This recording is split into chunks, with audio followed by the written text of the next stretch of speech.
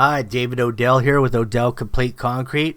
This is the day after the pour, and I've snapped some blue chalk lines out.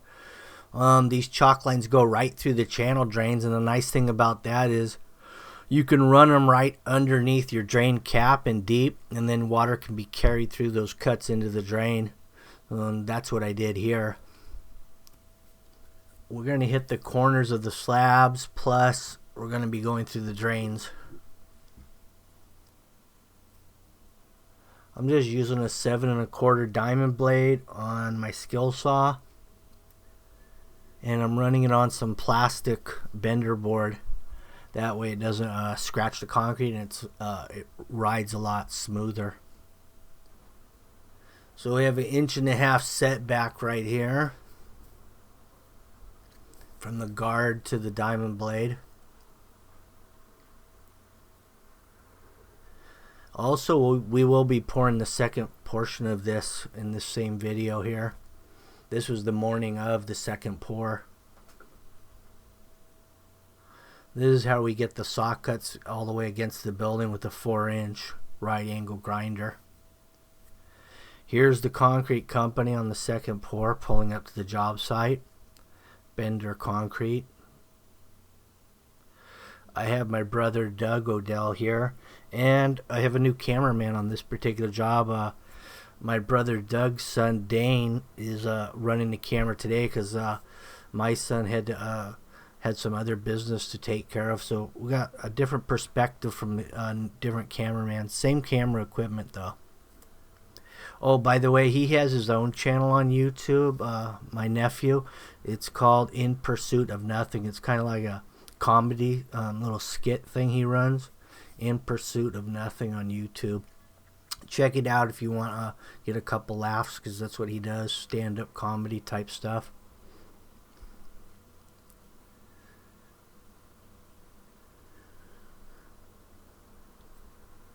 So as far as rotting this concrete off, it was pretty simple. I got high points in between each drain, and they're right. All the drains are down the middle. There's 4 of them down the middle. I've valleyed everything to the middle, and I've got high points in between each drain. So we've got about 1 inch slope to each drain from the walls and from the high point. We have expansion foam along this block wall that we attached with liquid glue, spray glue, that 3M extra strength.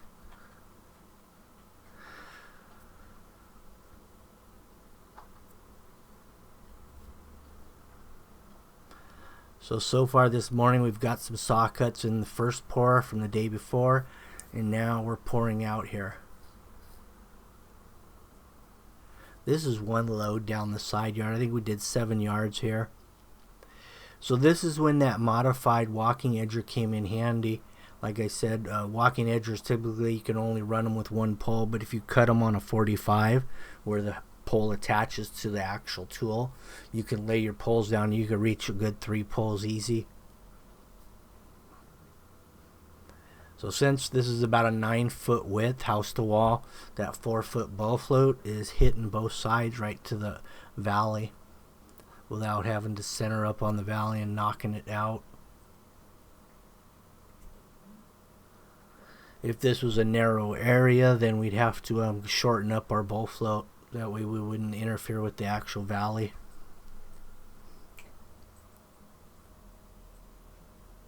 Now this concrete's going to be a lot lighter in about 60 days, maybe 90, depending on the weather conditions. And we're right now, this time of year, it's going to take a while to cure out and get your final color, but it's going to be about half of this darkness.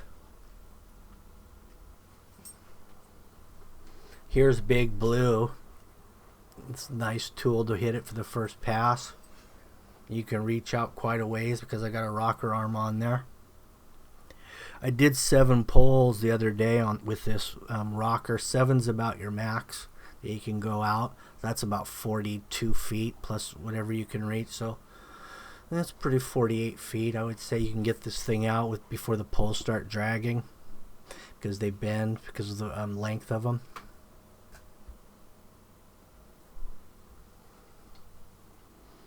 And we'll be saw cutting this as well. The nice thing about saw cutting when you're doing pattern concrete is it doesn't take away from the pattern with the saw cut. Now, if you went with the big joints, it would take away from the pattern. And then also another thing you can do with the pattern stamped and saw cutting, you can follow a lot of the lines that the pattern created. And that's what we try to do, is hit as many of those lines from the pattern as we can. That way it doesn't take away from the pattern itself. I've seen some people actually stay on the line and just follow them all the way across, which means they're going to be zigzagging all the way across. Not as effective, so you'd have to cut them a lot deeper, but that's an option too. So here's what I was talking about, that walking edge, or being able to lay that pole down. You can see the 45 cuts right here. That's how they should just come automatically, but they don't. So you got to cut that out with a right angle grinder and a carb random blade.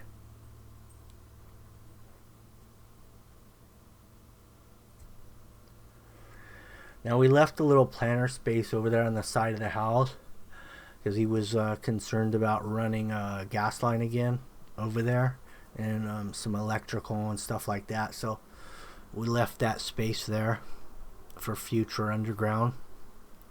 Now there's the 4-foot Milwaukee red stick, checking the grade to the drains, which is always a good idea when you're dealing with getting concrete to slope to specific locations.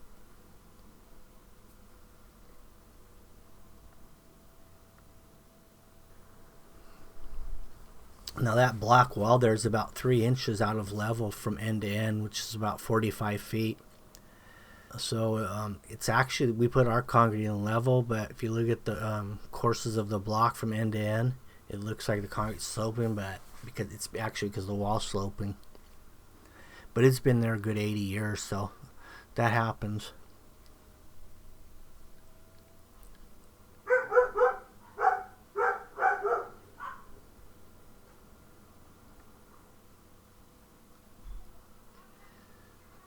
So we just lined up these mats with the previous pour we did the day before, and that's how we're keeping it straight with the existing pattern.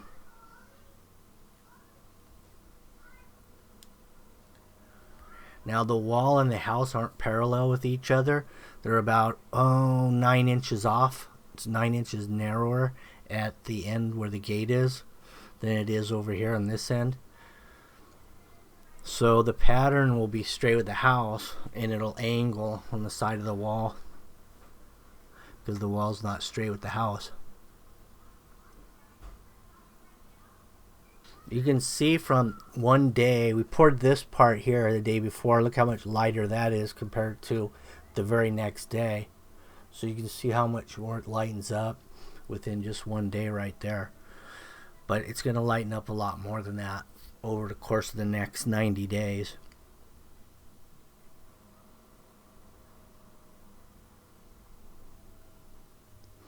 Now there's the texture mats going up against the building, because even with the floppy, it doesn't really get all the way to the edge. So you give it a little texture, stamp as close as you can, and then chisel the rest.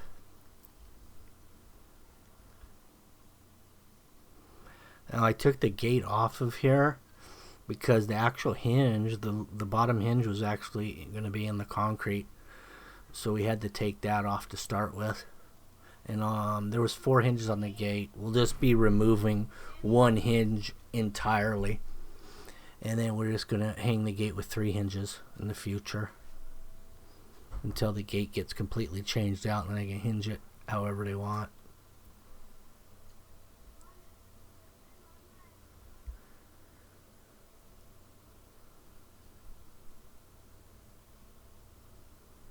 So let me know what you think about, or if you noticed that we had a new cameraman on that particular job pour. And let me know what you think about his In Pursuit of Nothing on YouTube.